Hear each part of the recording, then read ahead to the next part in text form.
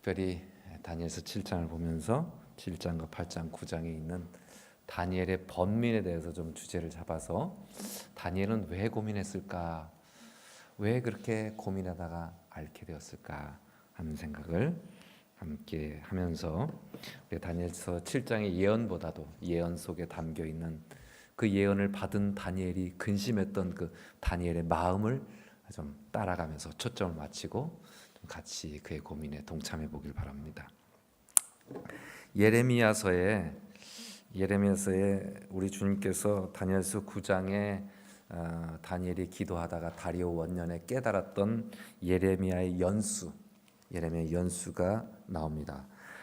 예레미야서 25장을 우리 성도님들 한번 펴시면 표현해 오셔도 좋죠. 사자굴의 그 위협 속에서도 메데 페르시아의 변할 수 없는 그 왕의 조서에 어인이 찍힌 것을 보고도 알고도 예루살렘 성문을 향하여 하루 3번씩 기도했던 다니엘의 그 이유가 다니엘서 9장에 보면 예레미야의 연수를 깨달아 알고 내가 심히 근심하였다고 그랬습니다. 예레미야의 연수는 무엇일까요? 예레미야 25장 11절부터 있습니다. 예레미야는 바벨론에게 빨리 항복해라. 괜히 애굽 믿지 말고 바벨론에게 믿어라. 바벨론을 따라가면, 바벨론에 항복하면 하나님께서 너희를 지켜주시리라. 이렇게 말씀합니다. 자, 11절부터 12절까지 제가 있습니다. 이 모든 땅이 폐허가 되어 놀랄 일이 될 것이며 이 민족들은 70년 동안 누구를 섬기리라? 바벨론 왕을 섬기리라. 느부갓네살서부터 시작해서 마지막 벨사살 왕까지 사자굴 직전에 그 메네메네 데겔 우바르시라는 벽글씨 그 벨사살 왕까지. 그 다음에 거기 70년이 좀 부족합니다. 그래서 다리오 왕 때가 70년이 거의 다 찼을 때, 아주 임박했을 때죠. 바로 그 해니까요.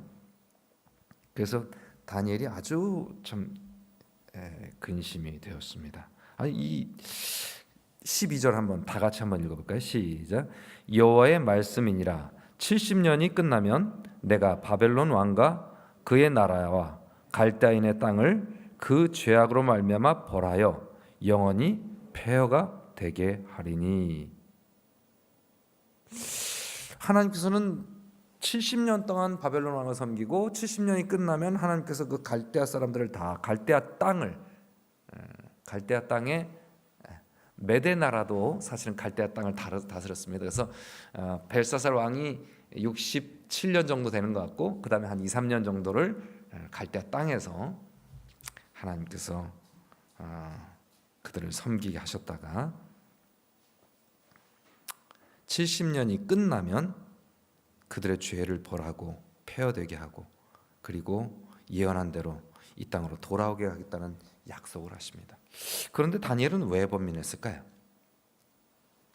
이런 좋은 소식을 듣고 이제 다니엘의 이 배경을 쭉 보면요, 하나님께서 참 다니엘서 1장에 다니엘을 주목받게 하셨습니다. 2장에는 온 나라에 공문이 퍼졌습니다.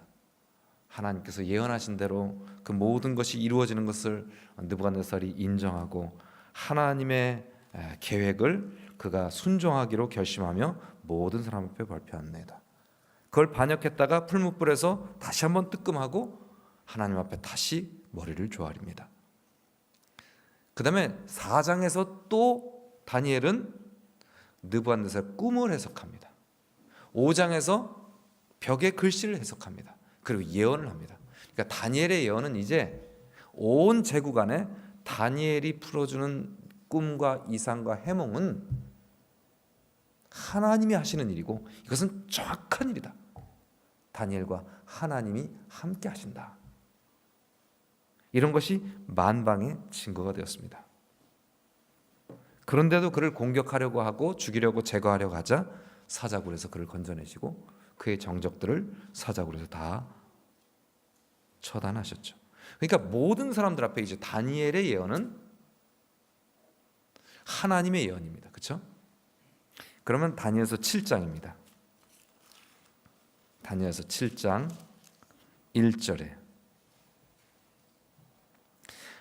바벨론 벨사살 왕 원년에 다니엘이 그의 침상에서 꿈을 꾸며 머릿속으로 환상을 받고 그 꿈을 기록하며 그의 일을 대략 진술하니라. 그래서 이제 이상들을 쭉 봅니다. 이제 2장에는 금 신상이 나왔고요. 그 다음에 7장에는 사자와 곰과 그 다음에 표범과 그 다음에 큰 짐승이 나오죠. 그렇게 해놓고 그 꿈을 보고 나서 다니엘이 번민을 합니다. 그리고 나서 하늘의 심판정의 하나님의 심판정 하나님의 모습을 봅니다. 그 아름다운 모습, 장엄한 모습, 성도들을 괴롭게 하는 작은 뿔은 끝나고 하나님의 심판으로 이 세상이 끝난다는, 마치 돌나라가 모든 세상을 가로되게 없애는 그 하나님의 나라가 가득해지는 장면을 다시 한번 7장에 말해주고 나서 15절입니다. 다니엘서 7장 15절. 우리 성도님들 한번 다 같이 읽어볼까요? 시작. 나 다니엘이 중심에 근심하며 내 머릿속의 환상이 나를 번민하게 한지라. 자, 예레미야의 예언이 아직 연수는 지금 아직 깨닫기 전이에요. 그런데 하나님께서 무엇을 주셨습니까? 다니엘서 9장의 연수를 깨달았는데요. 이 다니엘서 7장, 8장, 9장은 벨사살 원년, 벨사살 3년, 다리오 1년이니까 사실은 7장, 8장은 벨사살 왕 죽기 전, 그리고 마지막 메네멘의 대계를 잇기 전에 있었던 일입니다. 그죠? 7장의 예언과 8장의 예언은, 수염소와 순양 이야기는 그건 다 5장, 6장 전에 있었던 일입니다. 9장은 사자굴 들어가기 전에 기도고요. 9장, 다니엘서 9장의 예언은.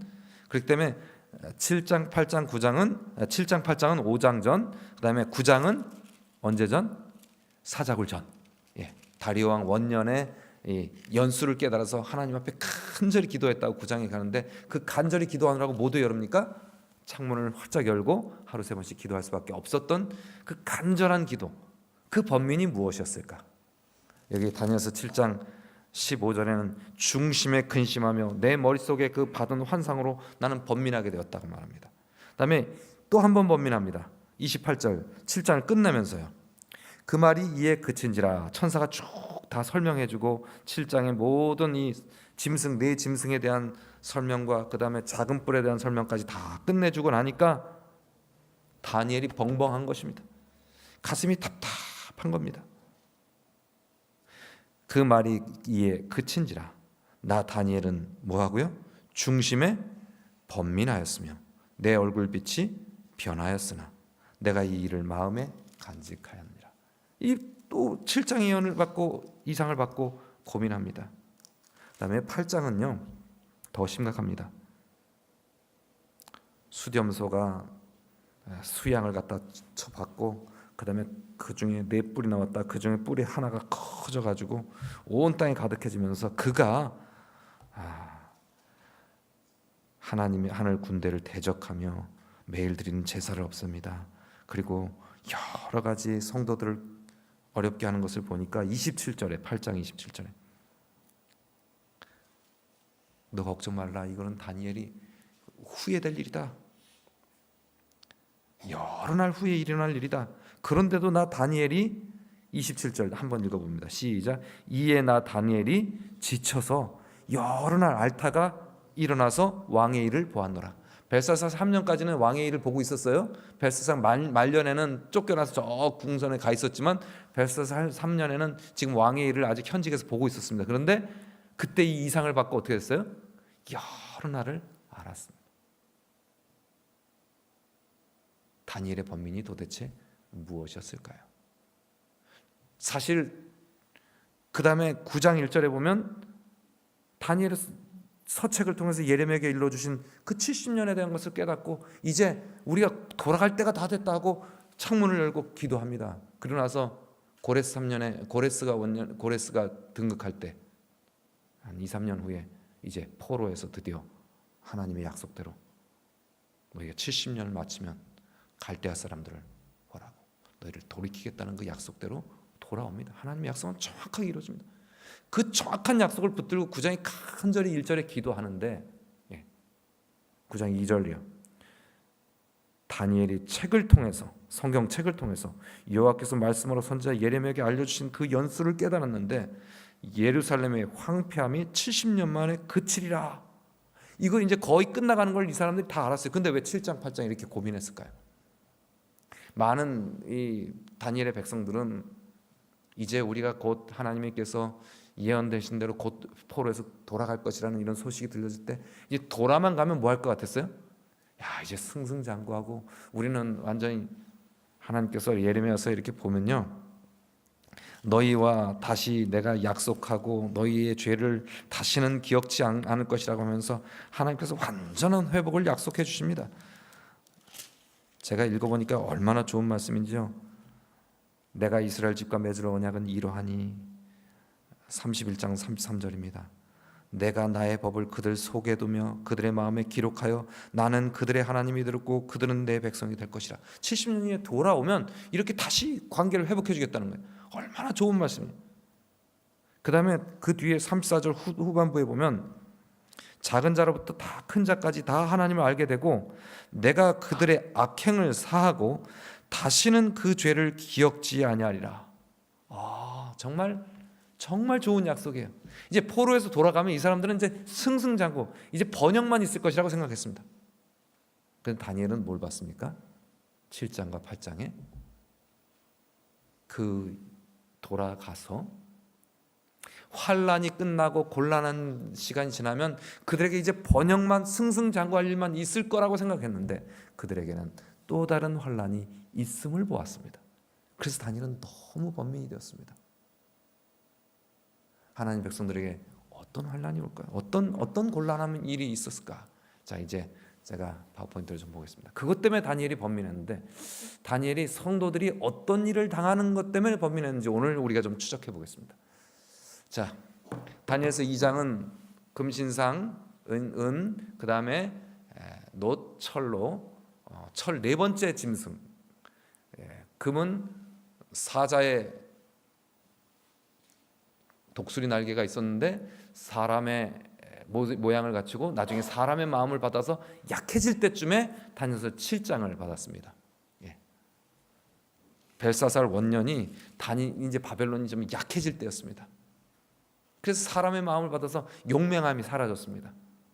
그 다음에 그 다음 나라를 자연스럽게 설명해 줍니다. 이제 곧 옆에 있는 메데 페르시아 파살 나라가 이제 이 나라를 점령해 올 것을 천사는 설명해 주는 것입니다.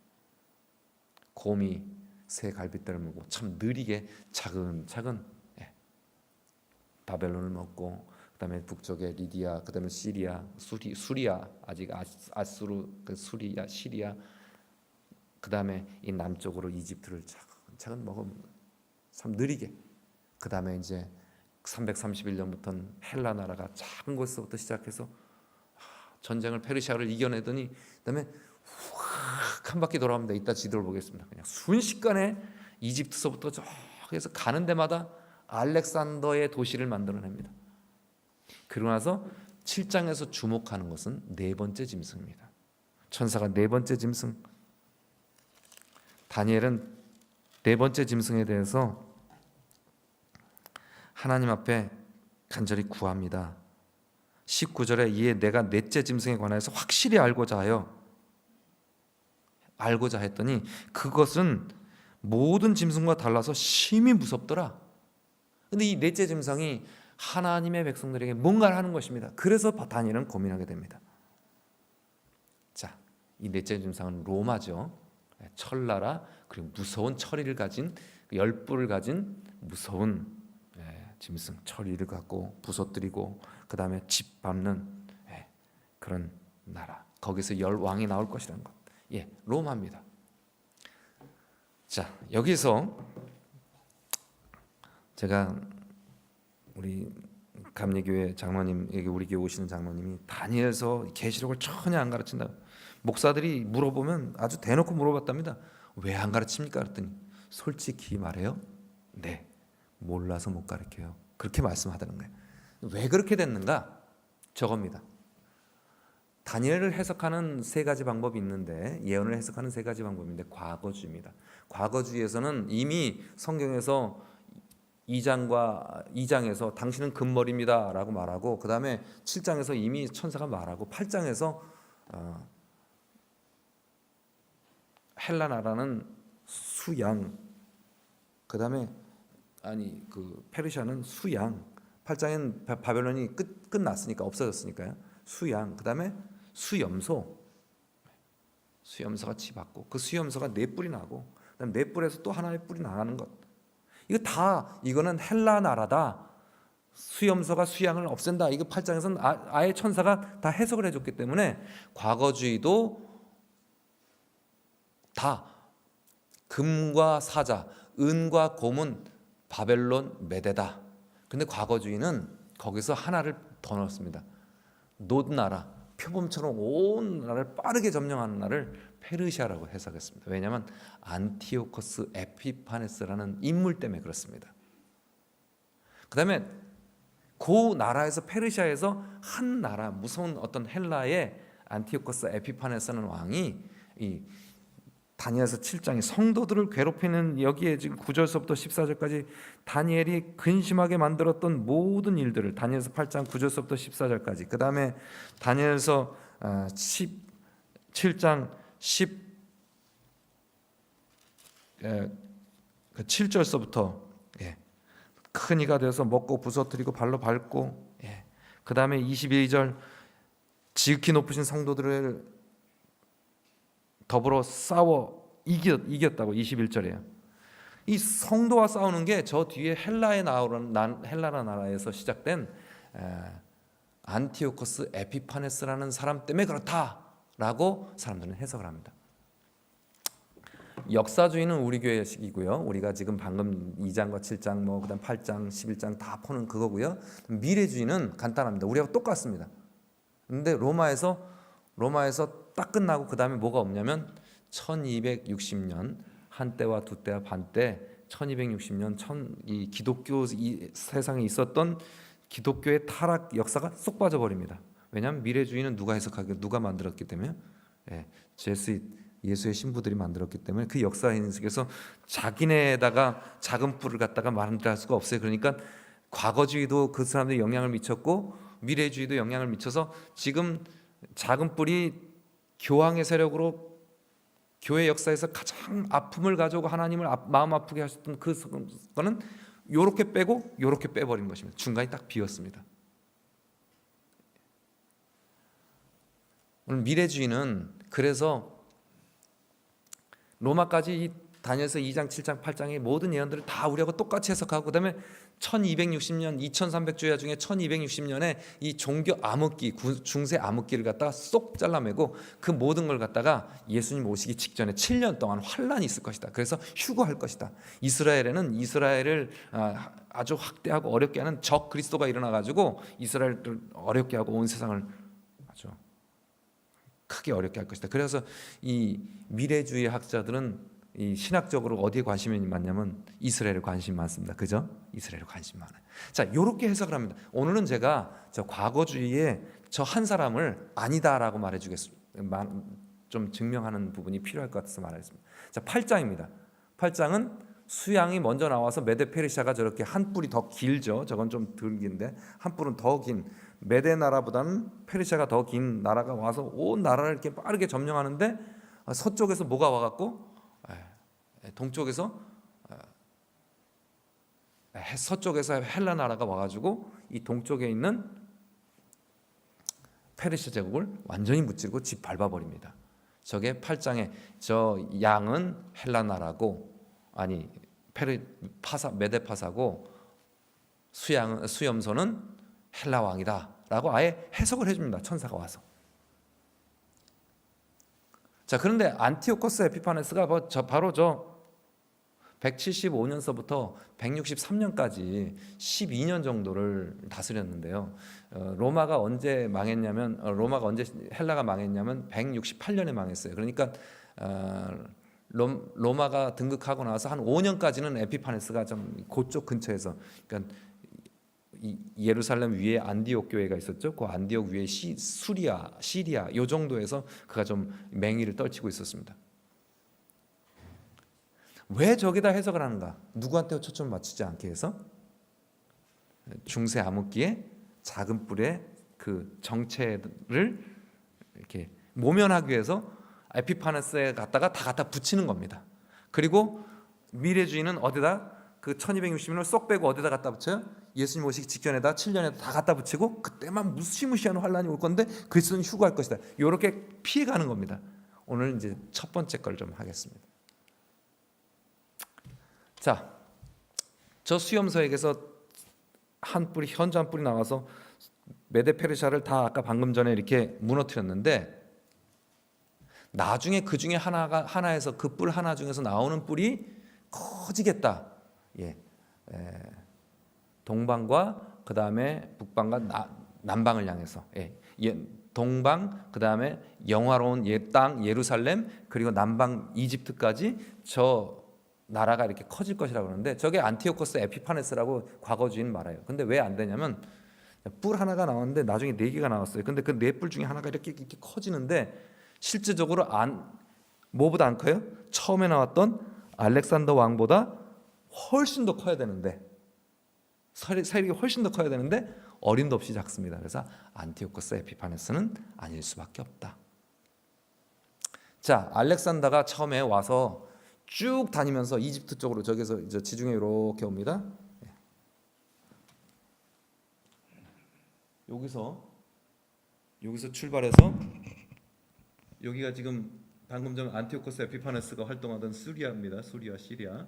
여기서 이렇게 예루살렘 와갖고 이집트까지 갔는데 요거 알렉산더가 이렇게 와갖고 쭉 가는 데마다 알렉산드리아 가는 데마다 자기 이름을 따갖고 여기 알렉산드리아 다 자기 도시다라고 했어요. 이렇게 휙 돌아왔습니다. 6년 만에. 그렇죠? 그리고 죽었습니다. 그리고 그다음에 그 나라가 4개의 나라로 갈라졌죠. 그다음에 요 셀류쿠스가 지배하던 여기에서 지금 안티오코스 에피파네스가 있었는데 정말 우스운 것은 이 사람이 이 남방을 향해서 갔다. 남방을 향해서 좀 갔습니다. 갔는데 169년에 갔어요. 169년에 갔을 때는 아직 로마 나라가 등극하기 전이에요. 근데 여기 가갖고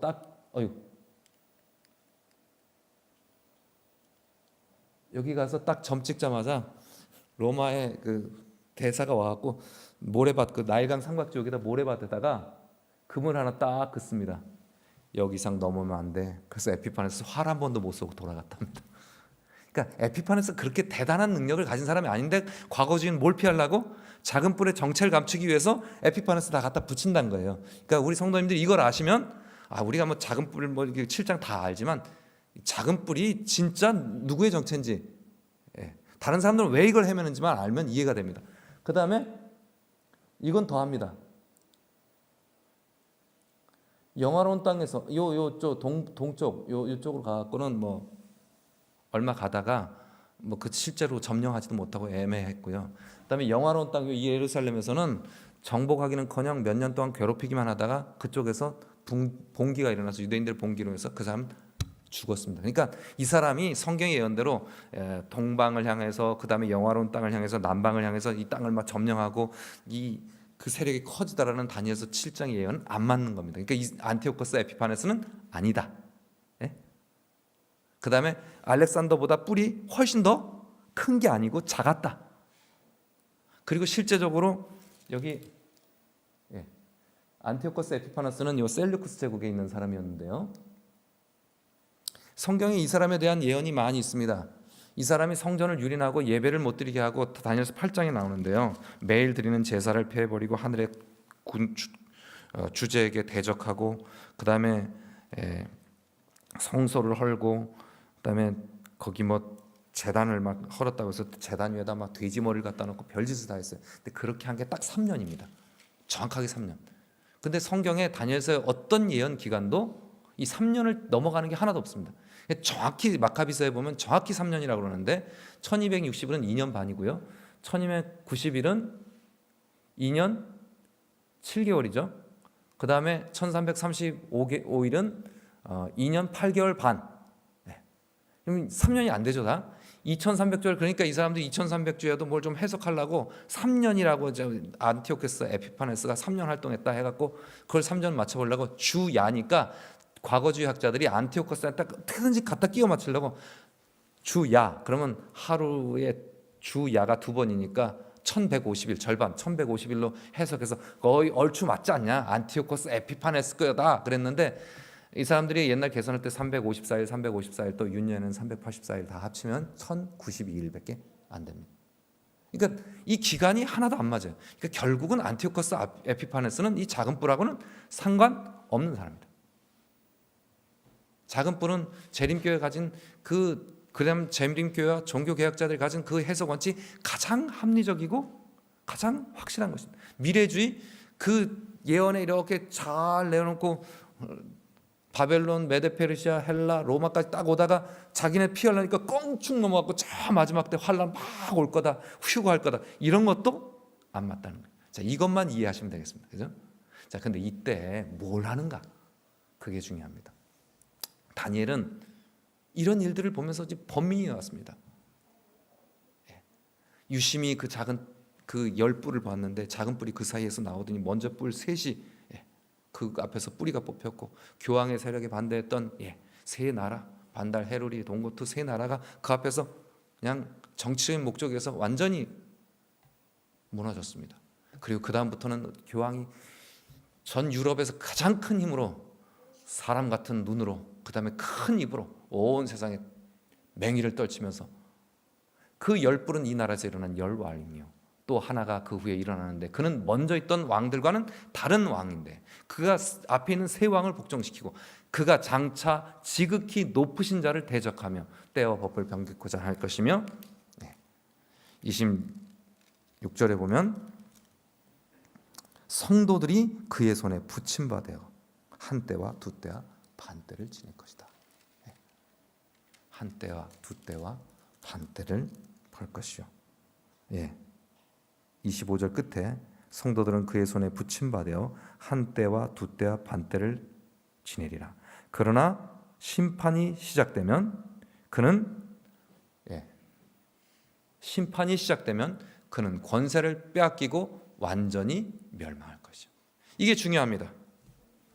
하나님의 돌나라가 오면은 모든 신상이 다 없어지는 것처럼 이 모든 짐승으로 성도들까지 괴롭게 하던 이 짐승들이 계속하다 마지막에 등장하는 이 10뿔 가진, 그 다음에 거기에 나온 작은 뿔은 이제까지 짐승과는 전혀 달라가지고 성도들을 괴롭게 하고 때와 법을 변개케 하고, 그 다음에 하나님의 성도들을 그 손에 붙여서 아주 괴롭게 하는 그것을 보니까 고향 돌아가면 다 될 줄 알았는데, 고향 돌아가면 뭐 하나님께서 너희 죄악을 용서하고 다시는 기억지 않겠다, 너희와 함께 다시 언약을 맺겠다, 너희는 번영이 있을 것이다, 그렇게 생각하고 모든 백성들 그렇게 생각하는데 다니엘은 뭘 봤습니까? 지금 성도들의 삶 가운데 정말 작은 뿔이라는 세력이, 짐승이 하나님 백성을 끊임없이 괴롭히고 있게 될 것을, 미래를 본 것입니다. 그래서 뭐예요?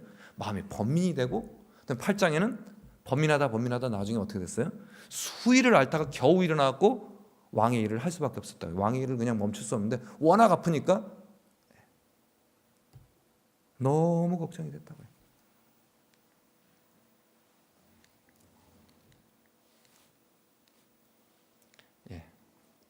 로마가 저렇게 하고, 로마 황제, 로마 감독이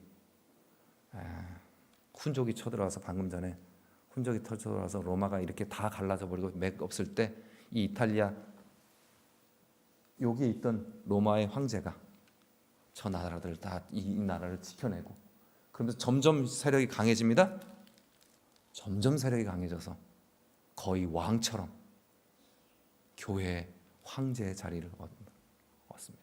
거대한 이 나라들이 다, 아까 그 유럽이 다 기독교 국가로 되면서 그 나라를 실제로 정신적으로 지배하는 도덕적 왕국의 황제가 되었습니다. 전혀 이제까지의 왕들과는 다른 왕이 됐습니다. 사도 바울은 데살로니가후서 2장 4절에 이렇게 말합니다. 데살로니가후서 2장 4절에 그는 대적하는 자라 신이라고 불리는 모든 것과 숭배함을 받는 것에 대항하여 그 위에 자기를 높이고 하나님의 성전에 앉아 자기를 하나님이라고 내세우느니라.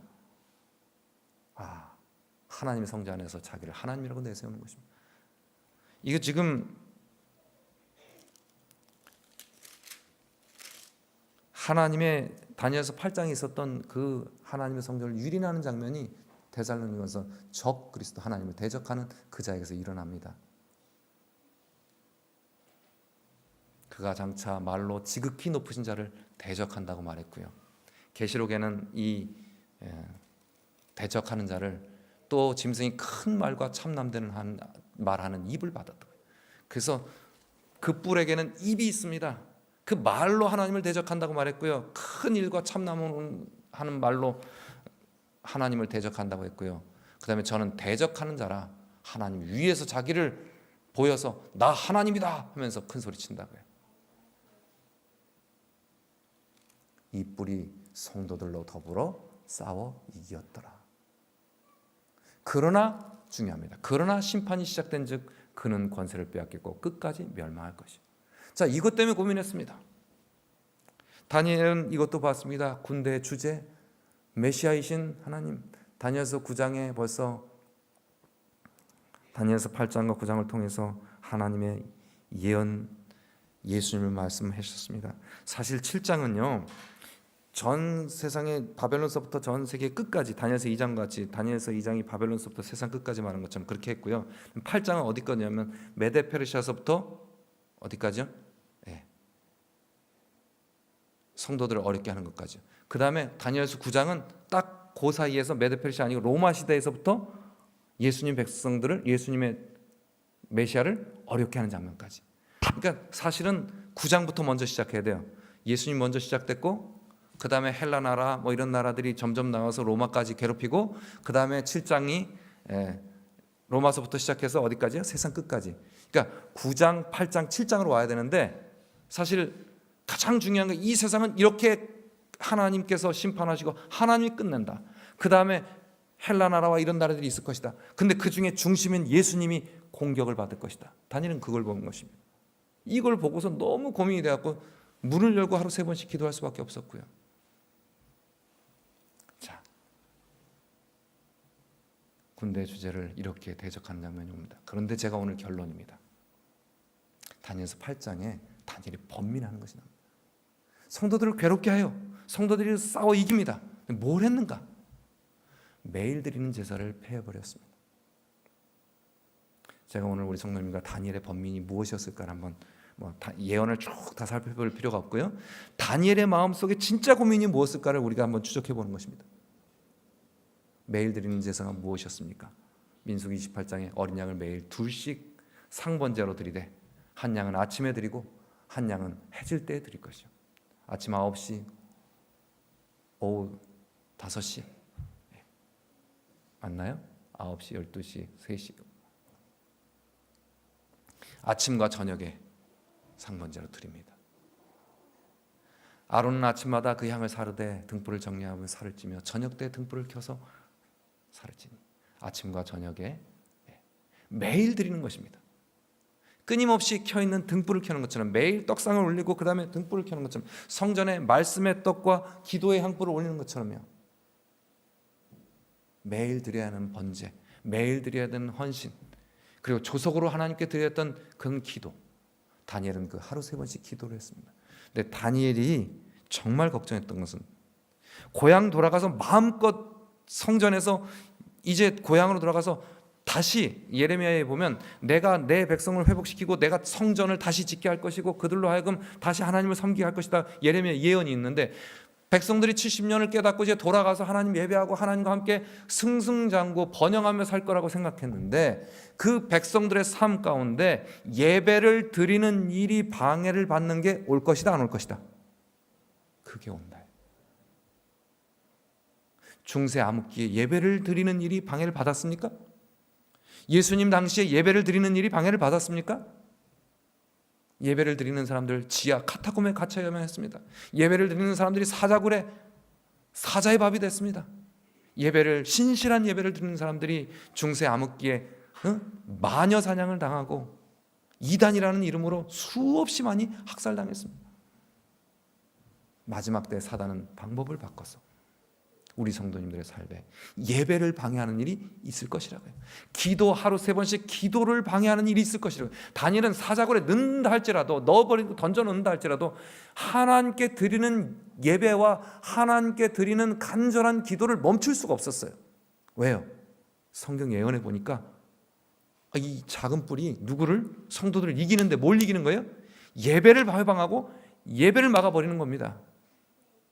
다니엘이 지금 번민하다 뭐가 됐어요?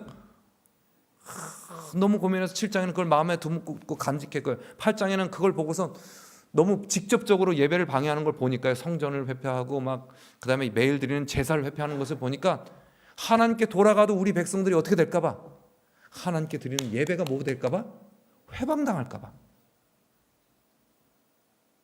이스라엘 백성이 70년 동안 왜 포로가 되었습니까? 하나님을 신실히 섬기던 그 예배에서 그들이 실패했을 때 그들은 포로로 돌아갔습니다. 이제 하나님께서 70년 동안 고난의 시간을 거치고 그래도 하나님의 손길 안에서 잘 보호를 받았는데 다시 돌아가면 번영하는 그 땅, 약속의 땅에서 하나님의 백성들에게 여전히 짐승은 하나님의 백성들의 예배를 방해할 것을 보았던 것입니다. 다니엘은 번민하다가 수일을 앓다가 겨우 일어나서 일을 했습니다. 그리고 나서 나중에 다리오 때는 어떻게 했습니까?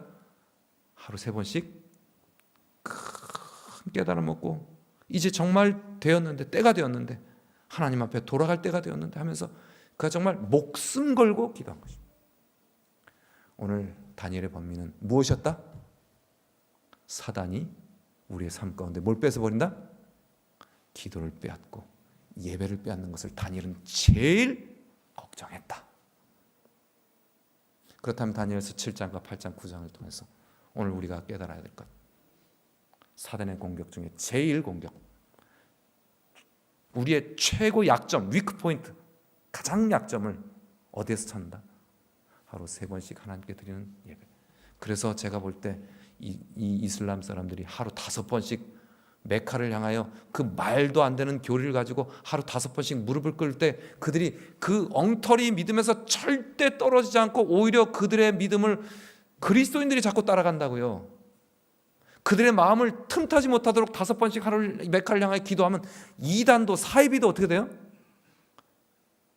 진리가 그 사람 마음에 침투하지 못한다고요. 뭡니까? 다니엘은 정말 걱정했습니다. 우리가 하나님께 드려지는 예배가 방해받을까 걱정되었던 것입니다. 성도들이 하나님께 드리는 예배가 방해되면 성도들의 번영은 있으나마나 하나님이 약속의 땅에 가 있어도 거기는 안전하지 않은 것입니다. 오늘 우리가 이 세상에서 어떤 고난들을 고비를 건너고서 이제 그 고비가 끝나면 이제 안심하고 내가 이제 하나님 안에서 복받았구나 안심할 수 없는 것입니다. 우리가 하나님께 드려지는 예배가 방해를 받는다면 우리는 가장 큰 위험 가운데 있습니다.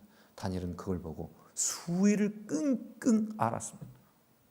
그리고 그 말씀을 깨닫고 9장엔 목숨 걸고 백성들을 위해서 우리가 잘못했습니다. 우리가 회개합니다. 우리 조상이 잘못했습니다. 누가 잘못했습니다. 제가 잘못했습니다. 그렇게 간절히 기도했던 걸 보면 오늘 우리 다니엘의 간절한 번민의 기도, 그 번민의 기도가 누구의 기도일까요? 십자가에 달려 돌아가시며 가장 큰 이 짐승의 공격을 받으면서 예배의 대상이 되셨던, 그리고 예배의 대상이시면서도 하나님께 예배하며 우리를 위해서 끊임없이 기도하시고 기도하기를 멈추지 않으시고 하나님과 말씀으로 묵상하고 교통하기를 원하셨던 예수님의 모습, 바로 그 모습으로 우리도 다니엘처럼 하루 3번씩 위험에서 벗어나기 위해서 하루 3번씩 그리고 말씀으로 하나님과 매일 교통하는 일, 매일 드리는 제사에서 회방받지 않게 되시길 간절히 바랍니다. 제가 엉뚱한 해석한 거 아니죠? 하나님께서 오늘 저녁에 우리 모두에게 공감하게 하셨다면 오늘 이 저녁 우리 마음을 감동시키셔서 다니엘의 걱정이 우리의 삶 가운데서 걱정거리가 되지 않도록 예수님의 간절한 호소와 기도가 내 안에 있으라, 내가 너희 안에 있겠다 하신 예수님의 그 약속이 우리의 삶 가운데서 다니엘의 삶처럼 이루어질 수 있도록 오늘 하나님 앞에 새로운 결심과 헌신을 드리게 되시길 바라며 말씀을 드리겠습니다.